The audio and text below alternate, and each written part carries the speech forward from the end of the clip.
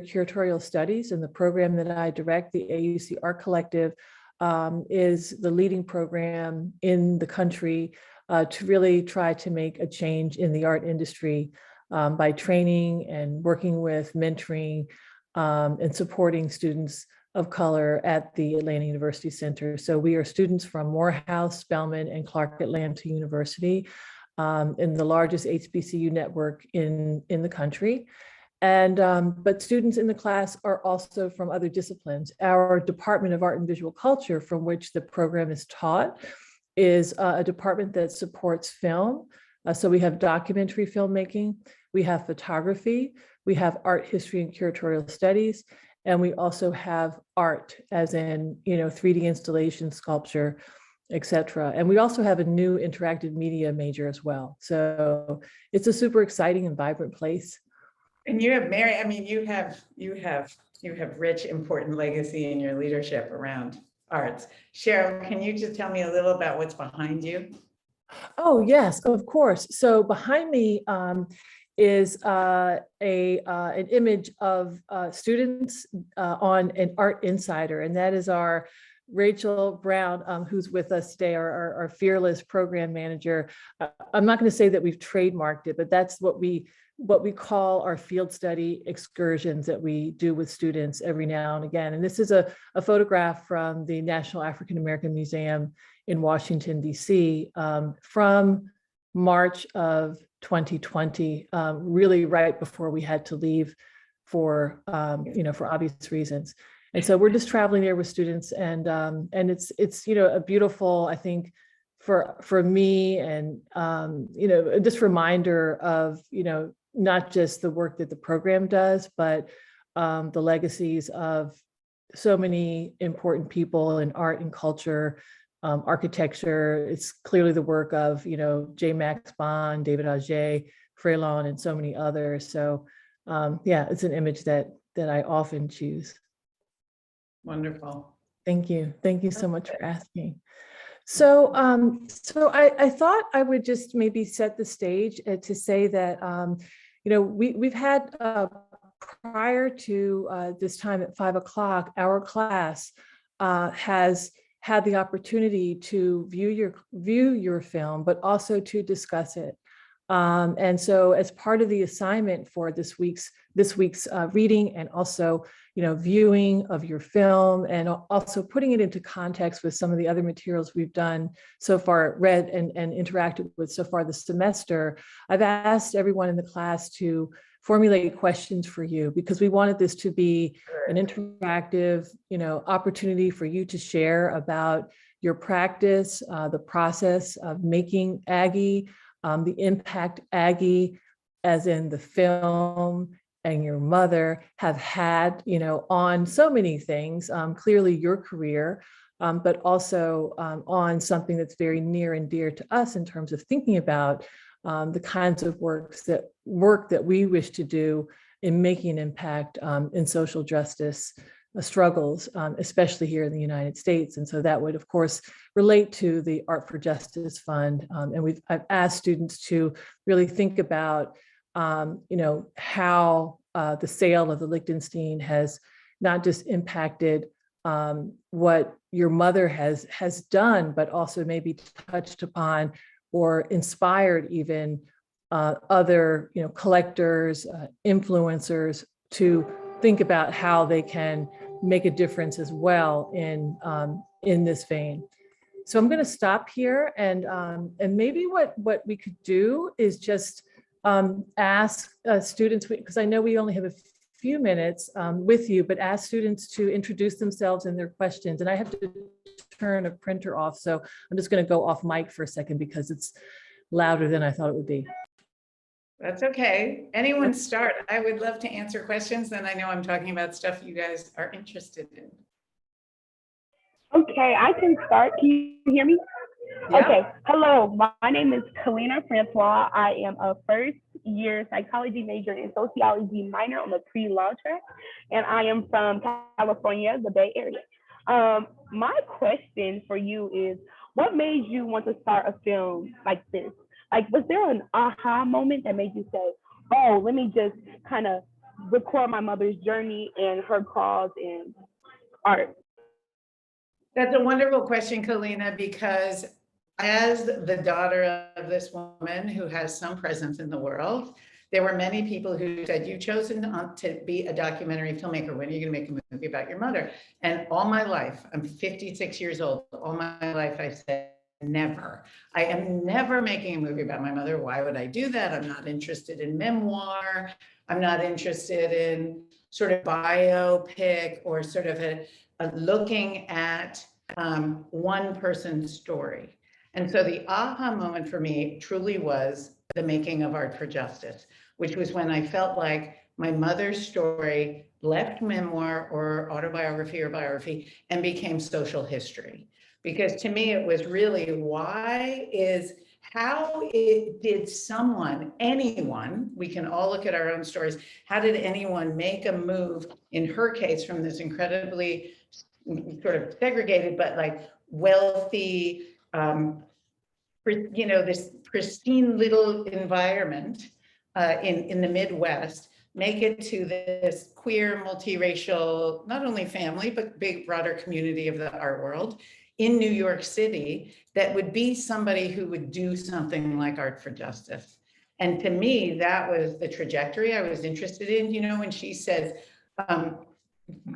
she started talking about like the president, Truman, and you're going like, oh my God, this person has been around a while. Like the story has a long trajectory. And that to me became interesting. And what the curator at MoMA, the film curator, Roy, who's a dear old friend, who Cheryl probably knows as well.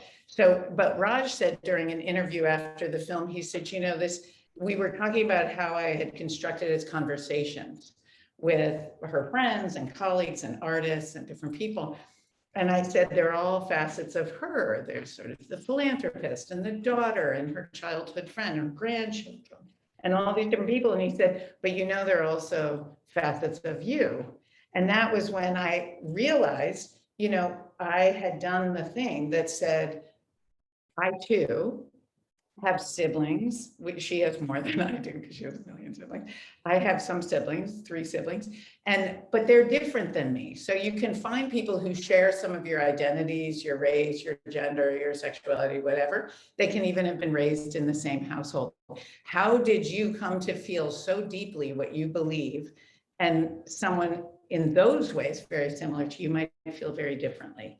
And that was what I was trying to look at, is how do we become that person and to actually problematize that, but also amplify it as an option so that all people could start to maybe see the world through art, to maybe realize that we are all philanthropists, artists, and activists, every one of us in a single person, that it's not just some people who happen to have 2 of those things, but that we all have that. And I feel like COVID, in its dismal, horrific way, also provided us a degree of identification that people were able to bring in these Zooms to the screenings because of the mutual aid, because of the care, because of the not only reflection of the inequities in our society, but the amplification of them, the magnification of them. So it made things worse, but it also made it clear how many things were bad. And I feel like all of that came together. I don't know if that answers your question, but it really was Art for Justice, Kalina. It was Art for Justice. And I still think, and I hope I'll talk about it some more to some of Cheryl's prompts, but I still think that Art for Justice is one of the coolest things that happened because we have this community that drives home. When Cheryl makes reference to the class that in 2020, and we ended up with art and social justice because it's 2020, like artists and activists did not pivot. We just dug into what we were already doing. Abolition was already a goal, right? We were working on this and we were sort of in the winter mode in the spring, like trying to get people to understand what we were talking about.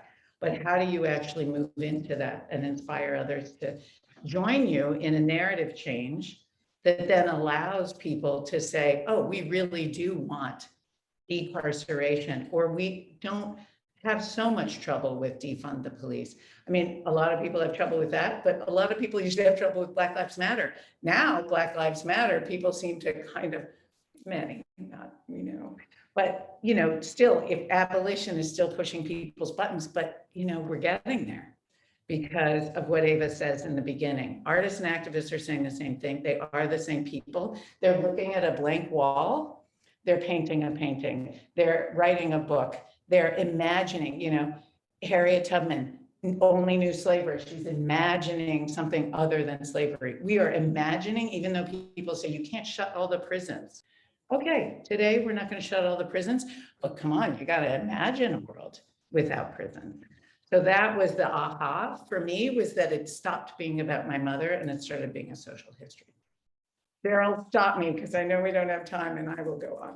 No, you're good. So I just wanted to ask Kalina, do you have a follow-up that you wanted to ask, or should we? I know that Tanisha has her hand up, and I've also just shared in the chat. I know that everyone in the class has prepared at least 2 questions. Some have prepared 3 or more. So feel free to also raise your hands so that you can ask your question or put them in the chat. I guess I wanted to. I will give shorter answers. Thank you. Okay. No, I think you're fine. That was a really, really rich answer, I think, to get us started. And one of the questions I wanted to ask, just to clarify, yes, Art for Justice is this turning point, but had you been thinking about or, imagining doing something like this about your mother, or even a project like this just prior to that moment, prior to the sale, prior to the establishment of the Art for Justice Fund?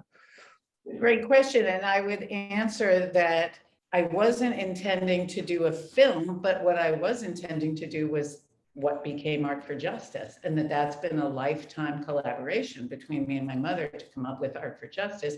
And that Art for Justice actually taught me one important thing, which is that this social history idea that I'm talking about could have happened much sooner. So I have 4 children between the ages of 17 and 25.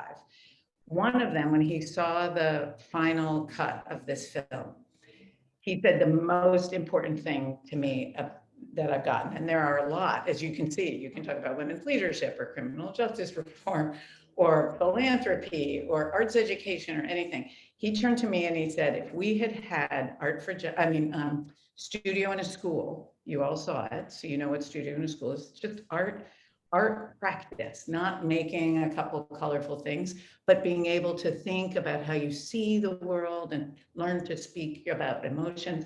He said, if we had had studio in a school in every school in the country for the last 40 years, which is when studio in a school started, he said we would never have needed Art for Justice. And that, to me, was a huge lesson in how powerful that vision of studio in a school was, which I thought of as being great, but not radical. Like I think of myself as sort of, this street activist, abolitionist, this radical. And I thought, okay, studio in a school, arts in the school, like I didn't even understand until I made this film and he said that I realized that it really is, if someone ever looks at you and says, what do you think? That will change the world. Mm-hmm. And that's what she did by starting studio in a school. So do I wish I had made a film when she started studio in a school? Maybe, but it didn't occur to me until Art for Justice. Mm-hmm. That's a really great segue, Catherine, into calling on Tanisha to ask her question, because I think that she and is Ashanti here? Ashanti, they might have something to add around some of the ideas that you shared about studio in the school and the impact that it's had. So Tanisha, I see that you have your hand up, and then Amari after Tanisha. Yes, hi, Miss Friend. I am Tanisha Carter Johnson. I'm a sophomore art history major, curatorial studies, and French double minor from Kansas City, Kansas. And so my question to you, it wasn't exactly on the lines of the educational programming, but I am very, very interested in the ways that, the question to reiterate, the question that I do have for you is, how do you understand the critiques and responses that you received from the film? And in correlation to that, that was the question, but in correlation, I know we had talked about the programming around it being film itself and the accessibility of it. So also able to expand on that, that would be great. Thank you so much. Thank you, Tanisha, and anybody can call me Catherine. And I just want you to expand a little bit about what you mean about the responses to the film. Just elaborate on your questions a little more. Yeah, so I'm considering the questions in terms of like, or in regards to like different movie review platforms like a Rotten Tomatoes or a Metacritic who have, you know, given ratings to it. But to understand the, like, what are your thoughts on it? Because for me personally, as I'm reviewing them, it's like, are they understanding it? What approach are they taking to their critiques? Like, there's obviously an underlying message, a really important underlying message that is embedded in the film. So how do we, like the critical reception of the film. Yeah. What was like your Dr. second? What was your second part of your question? In understanding the film in educational programming, like how do you place your film in like art history curricula, especially when we talk about accessibility of the film and its impact. Thank you for your question, Tanisha. So the first one, I have to be honest, I haven't read those reviews. So I don't actually know. That's why I was asking for clarification. There's sort of, you know, I do want to understand what people see and what they assume I mean. Because we think, I have a nonprofit film production company, it's in its 26th year. And we don't think of it as like a film production company, but really as an impact production company that uses film. So we're always involved in real impact campaigns, in not just distribution. Somebody's audio is going. I'll take it out already. Kaylin, could you mute yourself, please? Sorry, I can't. So, you know, I think that I don't know if you want to be specific, I'd be happy to respond. I'm not trying to evade the question of taking criticism because I do have thoughts about it. There was one I saw that said something that it was like a biopic. And to the earlier question, that's very much what I was trying not to do. So if I take it, you know, literally, I would think, oh, I didn't succeed in that. But on the other hand, there's a conversation about art and there's a way of demonstrating how someone looks through the world at art. But I think you're always, you know, to me, having any kind of conversation with critics, with students, with anybody, with viewers is really an opportunity to talk about the issues. So, you know, I'd be happy to engage with them. In terms of it, art history, one thing that was there's a professor at Georgetown named Andrea Hueso Galea, and she made a curriculum based on the movie, which is sort of an art and social justice curriculum that takes it as like a jumping off point. And so to me, you know, the film, what I want the film to be able to do is just start conversations and let people start talking, because we don't, you know, if I knew how to get to abolition, we would be there. If anybody knew how to get there. So I feel like part of the rub in when people talk about what does abolition actually mean is that you picture something, there are no prisons, right? Or there's racial justice or something like that, but then nobody can see how to get there. And I feel like it's the conversations that we have after a film like this or after a class like this that help us move along and actually embrace and engage with other artworks. And I feel like a lot of artists during COVID didn't, like I said earlier, didn't have to pivot. There are all these artists who understand that the effort we're making is to imagine something to bring people to a place where people feel like they can make we would not have all this, you know, all this polarization and sort of people digging in. I find my own self digging in sometimes, and I resent it. I don't want to be dug in. I want to be open to the criticism. I want to be open to the other point of view. I want to be open to all kinds of people. And I find that really difficult right now because people are rabid and they're mean and they're wrong. and I just feel like we need more skills, and I feel like we're going to get those from art. And I know this film, and honestly, all films are really imperfect. I think our processes, our artworks are part of a process, that they're efforts, and that we're putting out, when people talk about risk, we're putting out options, we're trying. And that's going to be far better than not trying. I think that's a really powerful example, Kat, in that there are students in this class who are practicing artists, and it's a lesson to really understand, how do you respond to criticism? How do you receive criticism? When do you respond to criticism? Do you respond to criticism?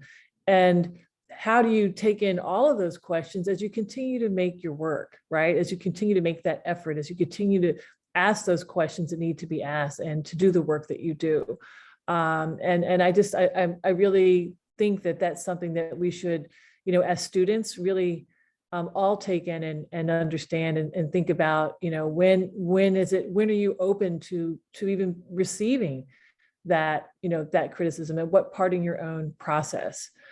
So I want to just, speaking of artists, I'm taking a lesson from Jade, everyone in class today. She was just so smooth. Okay, this is our graduate teaching assistant who's finishing her MA at Tulane, and she filled in the beginning part of class and did a really masterful job of really, directing and the conversation and probing really good questions of the students in the class. But I thought I would now move on to an artist who is here today, Amari Arundel, who's a senior at Morehouse College, a curatorial studies minor, and also a photographer.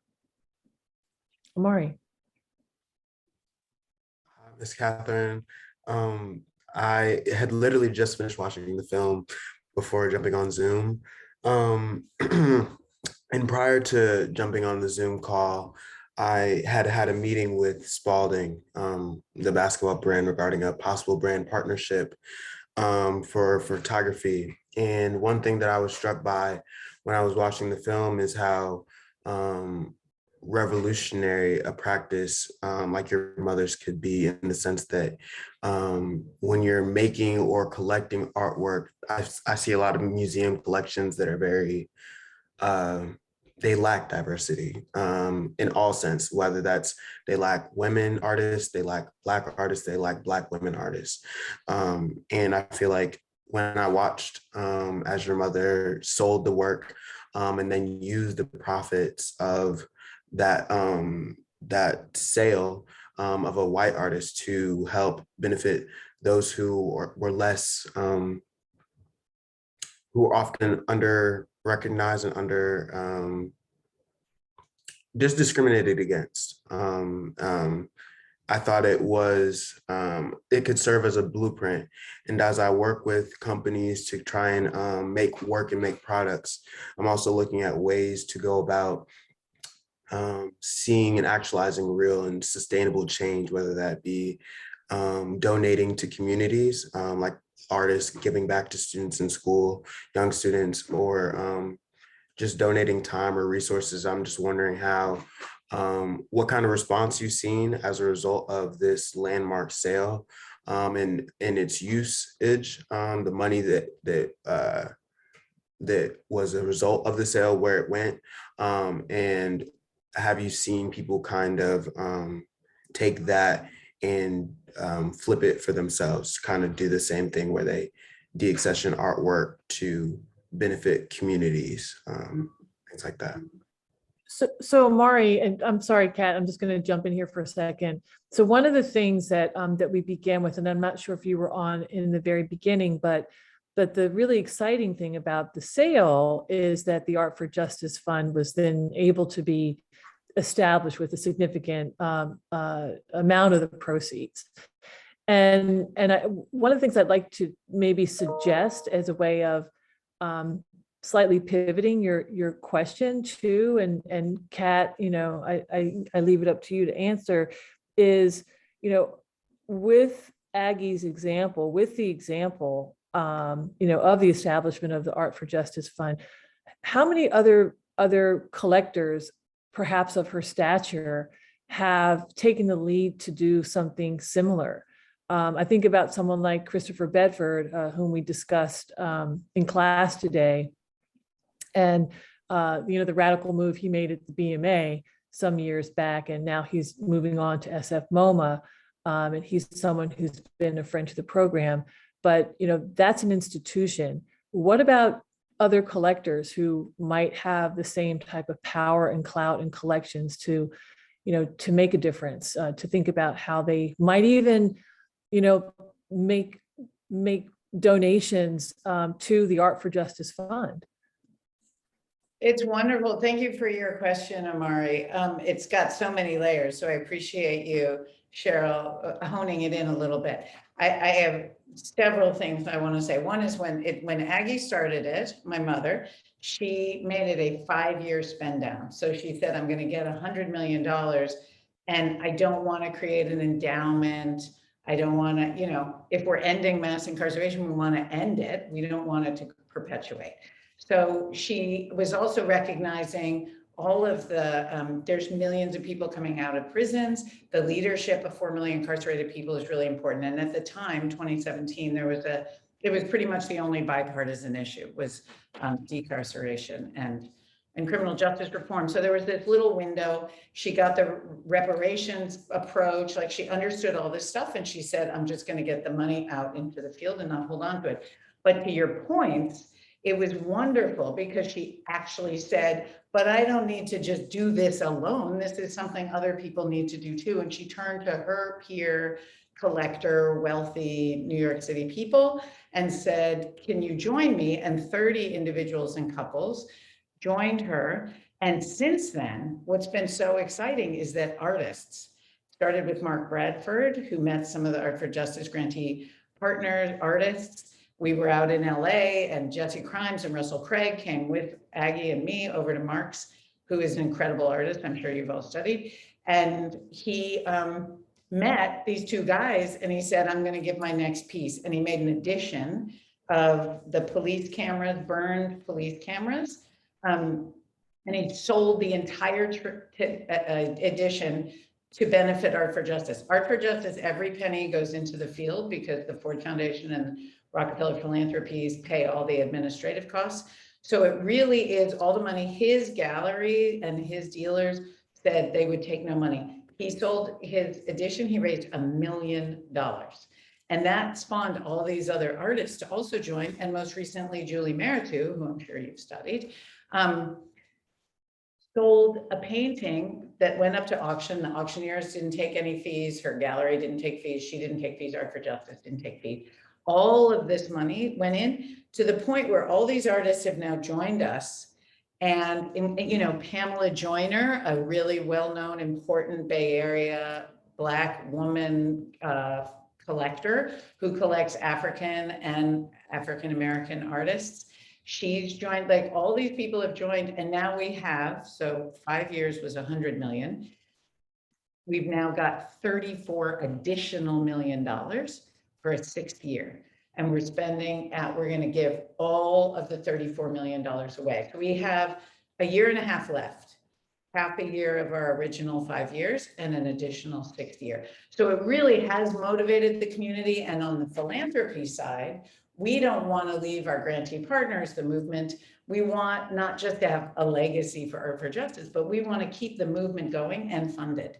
So now all of our grants are made in conjunction with other people. The Chan Zuckerberg Initiative just started a $350 million 5-year spend down.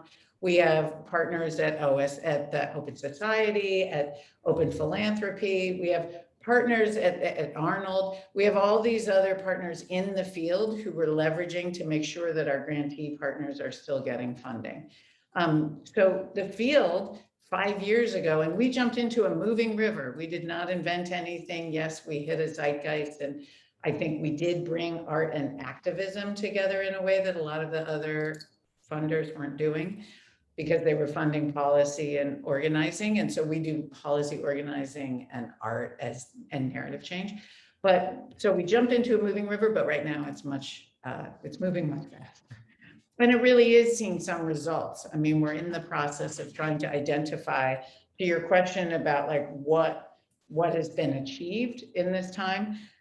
We can look at it, but you know, in essence, New York City is not mass incarcerated anymore. I mean, there's still people incarcerated, but not in these, if you look at these graphs, it went across like that and then went like way up very fast.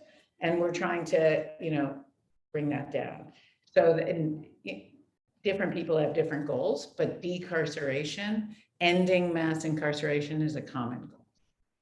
And there are elements of how we've done that, but there's also a way that, to your point, I mean, Julie Meritud has a new American Express card.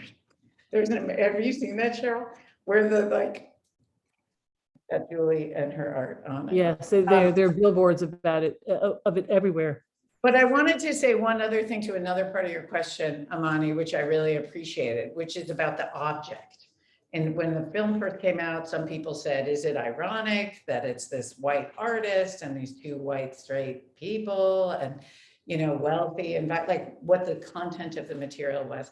And to me, it really, my mother, if she taught me anything about art, it's that it's about intention.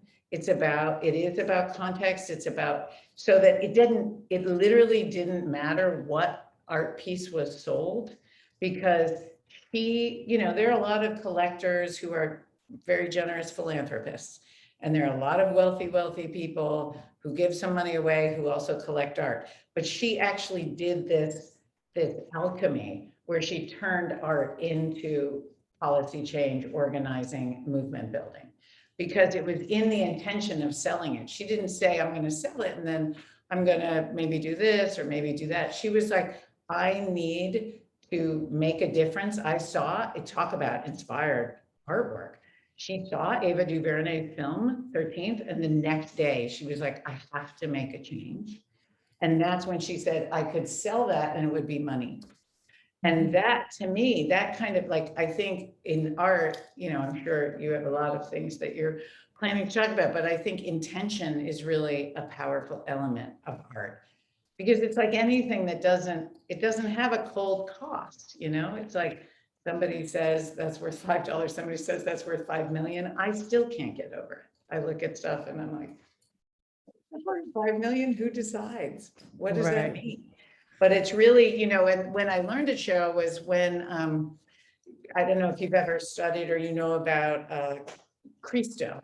So Cristo does these huge land art pieces that are, you know, he wraps buildings or lakes or islands or whatever. And sometimes Recently did the Arc de Triomphe in Paris. And during he just COVID. wraps it up in fabric and it costs millions of dollars. And I remember, and my mother had worked, he's since passed, but my mother has worked with, you know, and supported him and been friends with him for years and years throughout many of these projects. And I remember one time we were at one and there was a town hall, which there need to be because he's always disrupting the fisheries or the environment, or he's going through some farmers. He's like, makes a cloth fence that goes for 300 miles. And somebody said to him, why should the city give you, or should individual donors give you the millions of dollars to do this thing? Why shouldn't we give that money to end hunger or to improve public elementary school education, something like that? And he said, because that money doesn't exist for that. If that money was for that, I would support that. I certainly support ending hunger. But that's not, there's no intention behind the funding. The funding has to follow. Like he was saying, you know what I mean, Cheryl? Can you help me explain about intention? Like it literally dawned on me like, oh, it's not like someone saying, here's $2 million, use it for what you'd like. And he's saying, I'm gonna wrap the L'Arc de Triomphe instead of giving money to hunger. They're saying this money only exists for this purpose. And the reason I think I didn't notice it before is because the purpose was always towards something amorphous in the art world. And Aggie actually turned it in and said, actually, this is $100 million. I'm going to use it to end mass incarceration. And I think she was also trying to really, you know, flip the script and change that that statement to say that it can, actually, that you can make it exist for this purpose, right? Exactly. So I just wanted to say, I have to be the moderator and I'm not have to be, I enjoy being the moderator and the timekeeper and the teacher. But I wanted to share that there's a question from Jade Foreman. Jade, did you want to ask your question or should I ask the question? I know it's here in the chat. If you want to unmute yourself. Good, because I'm not in the chat, so I can't read and talk. Oh, okay. Anything that's in the chat, you should repeat. Okay, so Hi, Jade, I'm Jade. going to read it for you. Okay, that's fine. Oh, no, please go ahead. You're here. Okay. So first, I just did an introduction. My name is Jade Foreman. I'm a sophomore, double majoring in art history and the Spanish language. I'm also an artist. I usually paint. So it's a multi-part question. So how long did the process take from its ideation to the final version? What was your research practice like? Of course, you have access to your mother, but how did you choose the other people to include? What was it like synthesizing what you read in the books or articles with your own perspective and those of the other people you interviewed? And then the last part, sorry, I know it's a lot. The last part is, I'm sure there were a lot of other photos and videos that could have been used. So I'm curious about the process of editing and selecting what the most significant parts are. Great, that is a lot of questions, but I appreciate all of them, Jade. I'm going to try to just go through them. The process, you know, I actually didn't think I was going to make a film. I just thought I was going to try to interview her. I would encourage you all to interview anybody you know in your family who's a generation or certainly two above. And now everyone has a cell phone. Everyone has a video camera. That was not true when I was coming up. My kids are always like, oh, do you have a video of this? Or what about your house you lived in? And I'm like, we don't have that. So I would take advantage of that and make sure. And I went to do that and I asked her some questions and I was stilted and boring and she was stilted and boring. And that was when I was like, you know what? I just wanted her voice. You can see she's a reluctant subject. I wanted her voice. I wanted her image. She's still alive. She's doing well. But I was feeling like I wanted to capture, you know, I wanted to stop time. And that's something that we're always encountering in these films. It's sort of, how do we stop death? How do we hold it back? By using the imagery, and we can do that through painting. We can do that through photography as well. And so it didn't work with us. I didn't even finish the little interview. I had, 20 questions. It didn't go anywhere. And so then two of my kids, the twins, were in the middle. We're going off to college at the time. And I said, well, let me just film. You have cute conversations. Like, let me just film you guys. You see them. All four of my kids are in there. And one says, what do you want your legacy to be? And the other, I don't remember what part we used, but they're all in there. You see the littlest one is talking about God on the bed. And she says, do you believe in God? And he says, he says, do you believe in God? And she says, I believe in poopy. Anyway, I said, let's just have the kids. And she was like, sure. And so we filmed with the kids. And to your question about like, how did we choose who to interview? I didn't think she was going to do it. I was shocked she even said I could do a little interview with her. And then she did the kids and I said, what about, so-and-so? And I just picked all the people who are in it are friends of hers, even though they're also, many of them, colleagues in various ways. So the process was just about collecting these interviews. And after I'd done about 15 of them, my producing partner from other projects said, you really should make a movie. And I was like, no way. And then when I had this idea about it being about art for justice, that was when I changed. And we did about 35 conversations. You only see maybe 25 in the film. I'm turning on the light, I'm not stepping away. And just, I can't even read my notes. So the research, I did have access to her and I didn't ask the people who asked questions, I didn't tell them anything about what to say. I just said, if you don't know where to start, you could say, how did we meet?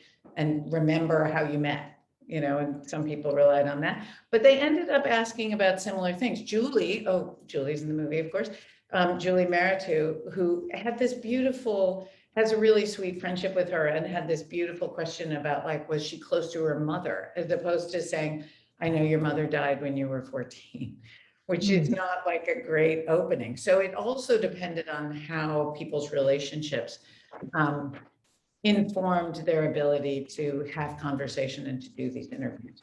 To the question about how theory informed what I was doing in articles, I mean, it really does play a huge role in how I think about things, because, you know, I'm sort of more of an academic filmmaker or activist maybe than others. I think, you know, I hope I get a chance to tell you just a little bit in terms of criticism. I was going to tell you about a film I'm working on now with Claudia Rankin.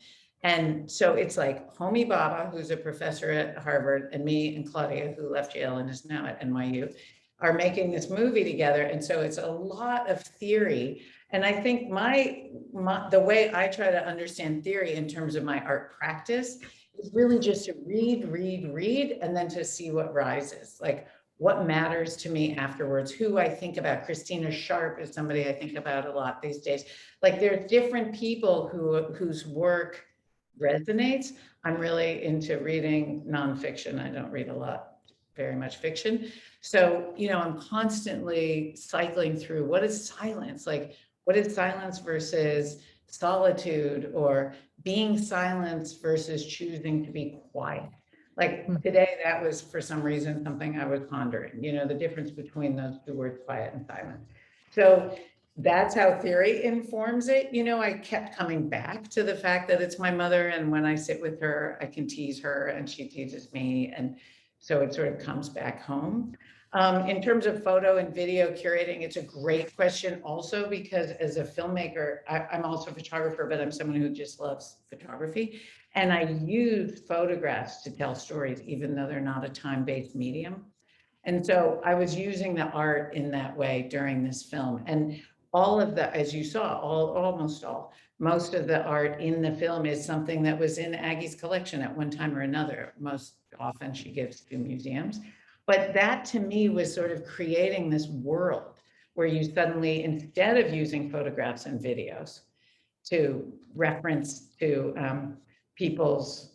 her memories or her experiences, it was to use artwork to make that impact.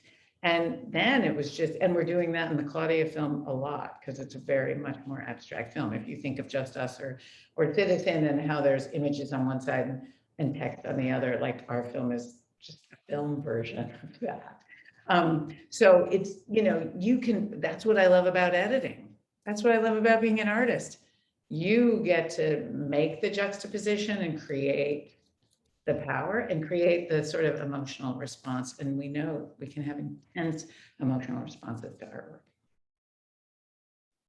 Thank you. That's such a rich answer. And I just wanted to say, I see we're at about 5:45. And I wanted to ask if there is anyone who, well, I think that we're kind of out of time, but does anyone? Minutes, but if anyone has, I'm sorry I answer so long, but I hope I answered.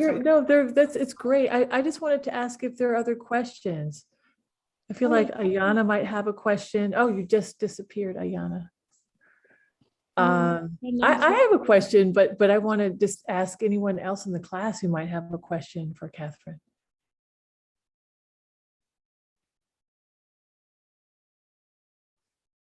Ayana, you don't have a question after?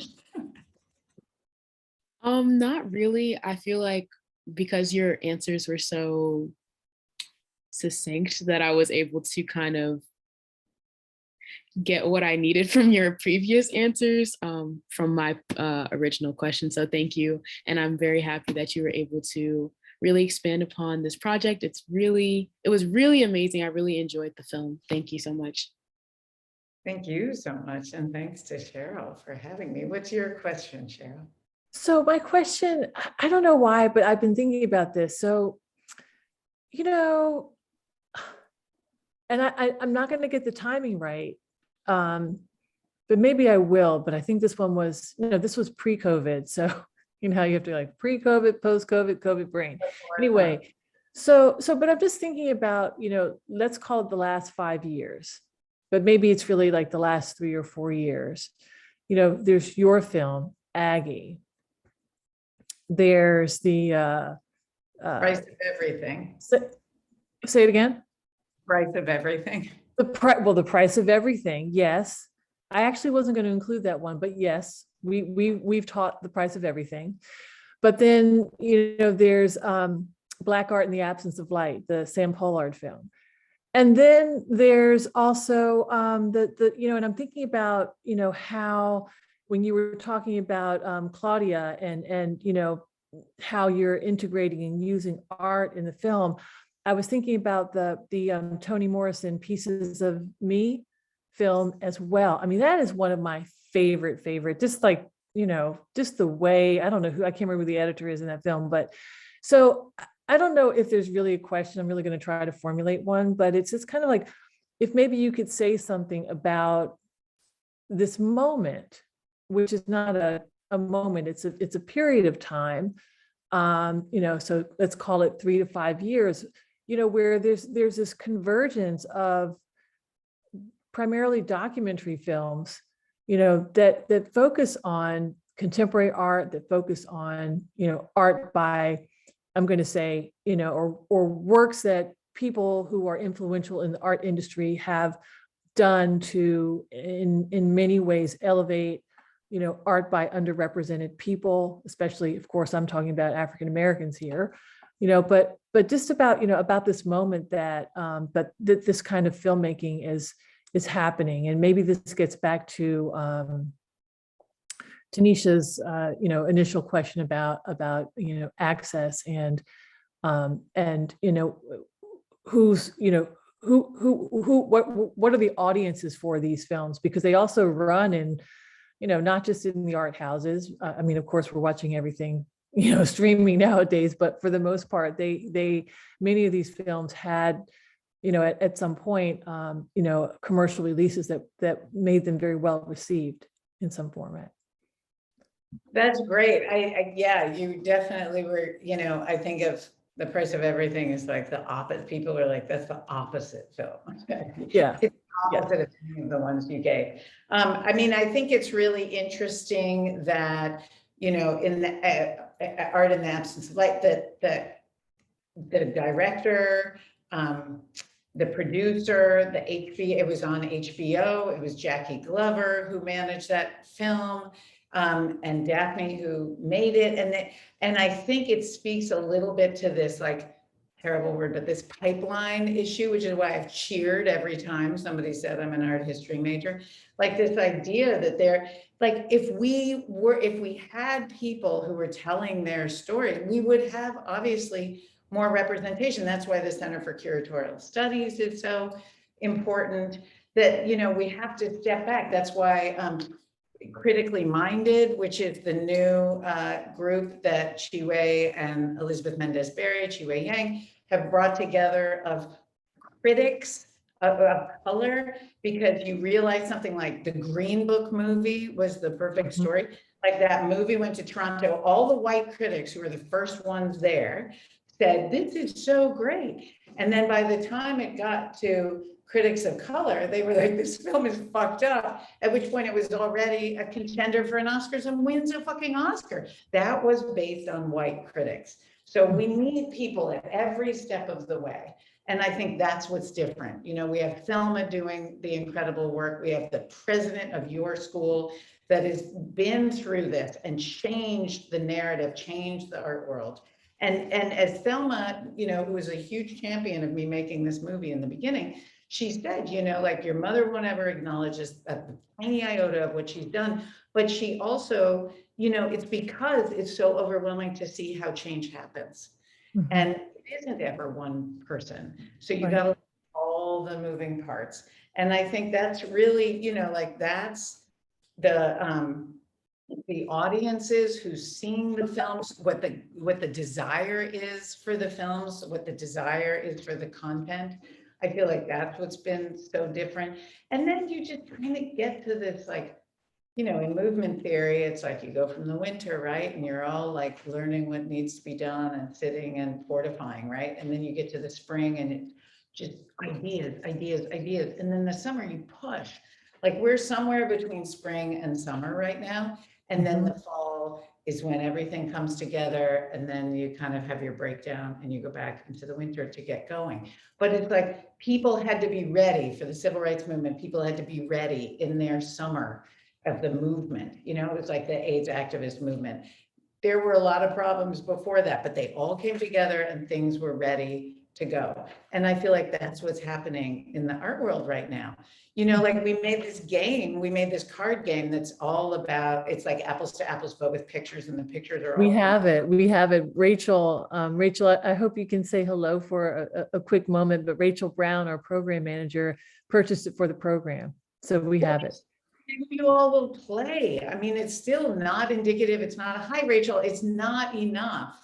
It's never enough, but you look in that card game, it's 150 artists, it's half women, it's over a third artists of color. You can't go to a museum in this country and find that. That's you know, right. And do we know that things should be different? Yes, but it's like this process of just putting it out there and saying, this is what we see, and then kind of catching up to it. So I love that those films are around. The thing that was great about the Toni Morrison film is that Timothy, the director, and I were making these films at the same time. Nobody had ever really done the art instead of photographs and videos. And we both did it. And there I was at Sundance with him, and I watched the movie, and I had been over there with Micheline, and we talked about the opening sequence that's so incredible and whatnot, but I hadn't watched it and I didn't realize what it was going to look like. And all this art that comes up. And I said, that's, you know, he's like, that's what you're doing, and you've got to do that in a film about it. Wait, was she the picture editor? She did the opening, you know, the opening collage. Yes. That was Micheline, yeah.